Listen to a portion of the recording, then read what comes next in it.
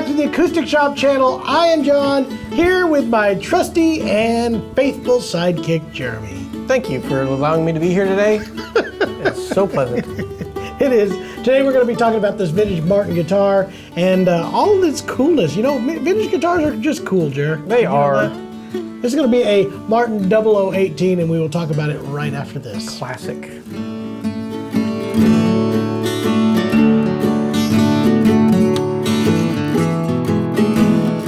Vintage Martin guitars, they've been around forever, Jeremy. I don't know if you know this, but these That's are what makes them vintage, is that they've been around forever. Yeah, and they've been popular forever. I think that's what I was trying to say.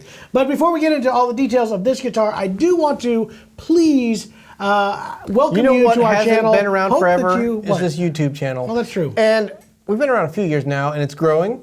And if this is your first time, welcome. We appreciate you being here.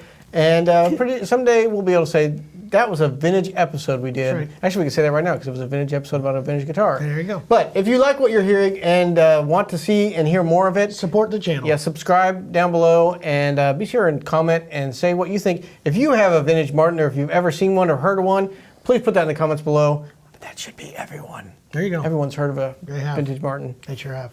Also, down here in the comment section, or in the description, sorry, there will be links to a couple things, including that performance you just heard of the beautiful song, Mary of the Wild Moor, where we played along with this mandola. You can see that entire performance with that link, as well as skipping to certain spots in here, including the very end, where we do a tone sample of this specific guitar. So you can check that out there.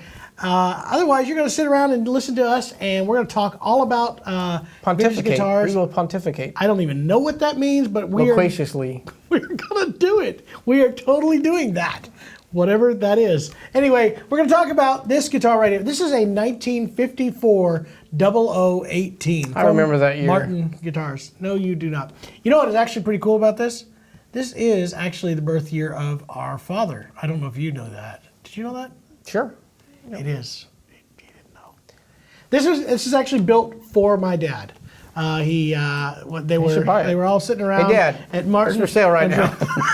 Give me a call. Hook you up. They didn't actually do it that way. 1954. This is actually some really cool stuff happening here. If you're not familiar with the OO-18, there are a few different variations of the OO-18.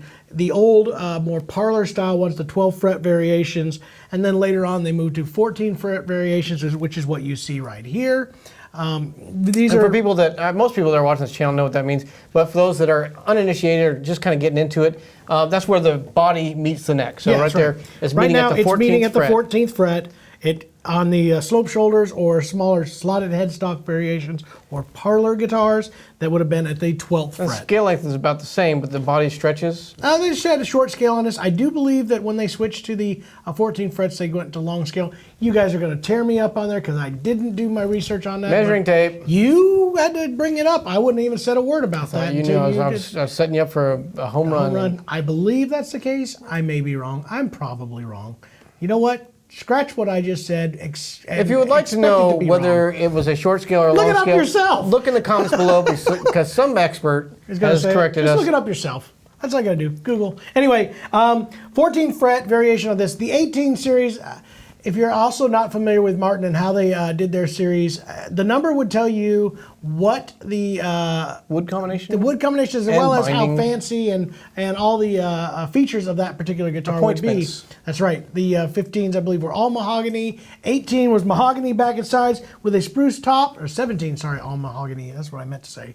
And 28 was where we had rosewood sides and back, originally with herringbone, later on not. 45s, 41s had abalone, all that kind of good stuff. And I don't need to go into all that detail because you guys don't care. Look it up. But 18s went through a few different changes. Originally with tortoise binding. This has tortoise binding, very small. Real thin, tortoise binding on this. Later to black binding. But it was always a mahogany back and sides, spruce top. And again, variations throughout the years versus Adirondack versus Sitka spruce top, all that kind of good stuff. But this guitar is a 1954. Things that were kind of done on this that is kind of unique. Rosewood, I can't remember what year they switched over, but they started doing, instead of ebony, rosewood for the fretboard and the bridge. And this does have its original fretboard and bridge. Now it has been re-glued a few times, and you can see some of that on this. Now this, let me clarify before we get started on this. This is a consignment as well that came in with a whole bunch of instruments that were just really kind of cool. It was to a widow who her husband had been collecting for many years. Some of them were in disrepair. Some of them had some repairs that were done. And they like were played instruments. All guitars and all instruments that that are done in vintage, the chances of having somebody change something or redo something in a way that was not close to original was very, very high. This is something that kind of shows up a lot, and we've talked about this a few times, not much I don't think on this channel, which is vintage instruments, especially stuff that is this age or even older, the chances of them being monkeyed with or changed or re-glued are very high because nobody really cared about keeping things original. They weren't thinking about it being, and a lot of times it was the actual warranty manufacturers that were making the changes.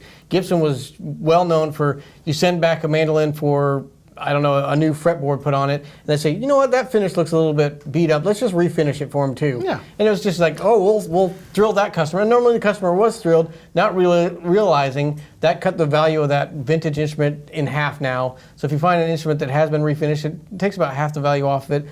But it was pretty common for repair people to say, you know, this would look nice if it was all shined up. Let's go ahead and put new finish over top of that old one. And absolutely. And I don't believe that this one's been refinished. There's been some finished touch-ups on this guitar. There was a damaged spot down here somewhere. I'm guessing because I remember looking at it. I might be on it. I can't see. But some damage that was done, some finish that was done. You can definitely see it was played a lot. It was played, and there might have been a little bit of a French polish to this. We looked.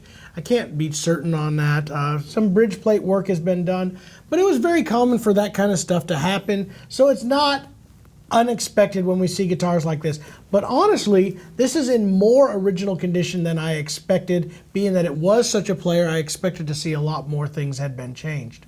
One of the things I really like about this guitar, and this threw me for a loop, I am not going to claim that I am a vintage expert. I've been around vintage. I won't claim that either about you. Yeah, I have been around vintage guitars long enough to know quite a few things about them, but there's always things that stump me and surprise me. And one of them was these tuners. These tuners are really kind of unique because if you look at that, that is very 30s looking. There were some tuners that were run by Martin back in the 30s that looked a lot like this. The round buttons, real plain plate on the bottom with the gear and all that. So when I saw this as a 54, I was like immediately assumed, that's been replaced tuners. I did go back and look, and on the OO-18s, this was actually the stock tuner that came in here. So I find these to be really, really cool. I have, as you know, a tenor guitar from, I think it's 34, that has unique buttons that aren't normal to. It was a OO-17 tenor that has tuner buttons that were very unique because they're nickel, but the only guitars that came out at that time period with the same tuners were the 45s, which were gold plated. So like with all companies, there was always some variance. This is what most of them would have, but not always would it be that way. So they threw me for a loop on this OO-18 with these tuners. And again, they probably weren't thinking when they were building these guitars that, oh, well, this has to be the spec for this because it's going to be collectible someday. They're like, what do we got left for tuners? We're all out of the standards. Can we throw something else? But this was common to this guitar. Yeah, this is the actual factory tuner. So again, surprise for me as well. Another thing that you'll see on these old guitars, and I believe this one does have one as well. I can't remember where it is, or I may be lying to you. I'm not seeing it. The common Martin pickguard crack, and actually I think this one survived without one, and I can actually tell you why because I actually feel it. What happened with these old guitars? They would glue down the pickguard on top of the guitar before it was finished. So you would have it glued directly and then you'd finish over top of that. Now here's the deal. The celluloid that they used shrank quite often, and it also would not expand and contract in the same way that the wood would. The wood would. Anyway, so what would happen a lot of times was they would move at different speeds, rates, and one of them would go, and usually it was the wood before, because this would be held. Really crack, it doesn't separate, yeah. But what happened on this one, and you can feel it, is this pickguard has separated enough that there's only a certain area that is really, really sticking, and it's sticking well. So let that top expand a little bit without. Exactly. So yeah, it was very common. They even call it the Martin pickguard crack. Most vintage Martins. 99% of them, you can pretty much expect it, and it can be a very small one. I've seen one. We saw a recent one actually out of this collection that had a very big crack. Went right around this lower belt section right here, and went all the way to the X brace. So it is a very common thing to see in vintage Martin guitars.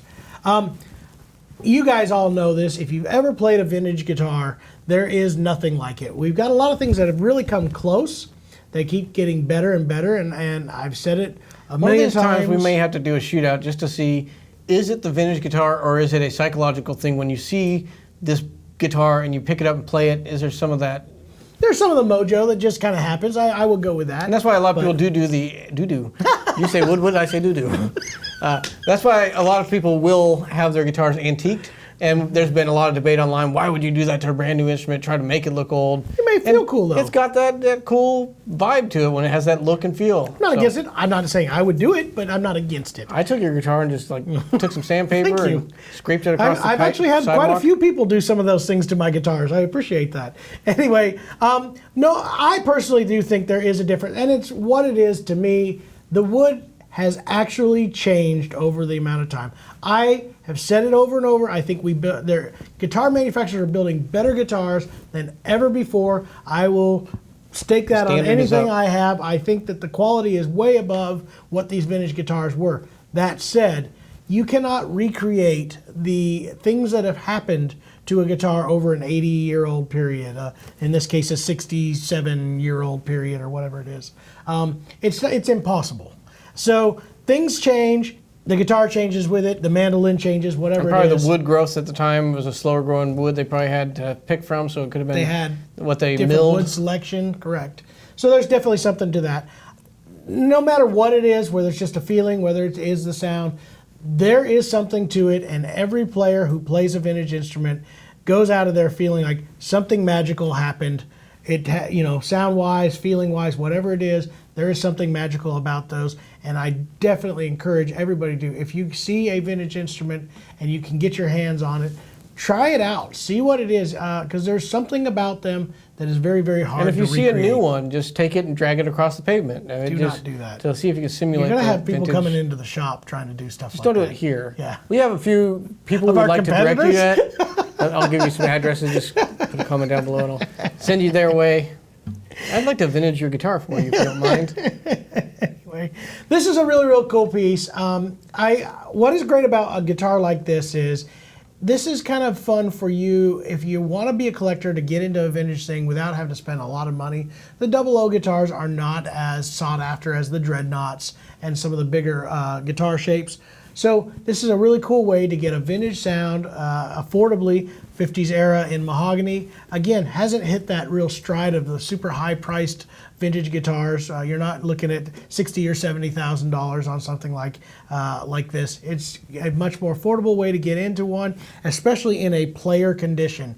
You're not worried about bumping it or knocking it around a little bit. It's already been played in a little bit. Just like I've got a vintage D18. I thought you were going to say you've been played in a little bit. I have that as well. A lot of wear and tear. And I don't worry about it near as much. I took it on the road. We toured with it quite a bit. And it was a exceptional tool that I got to bring on the road and enjoy all the time. That's what a guitar like this to me is really good to have. Extremely comfortable to play and very big for its size. So there's a little bit about vintage guitars, especially the OO-18. This one, like I said, is a 1954 with the rosewood bridge, rosewood fretboard, and all of the kind of cool tuners. Part. I know by now we've probably had 10 people say, just play the thing. Okay. So why don't we give them a tone sample and quit talking about it? There you go. All right, there you go. We'll give you a tone sample right here.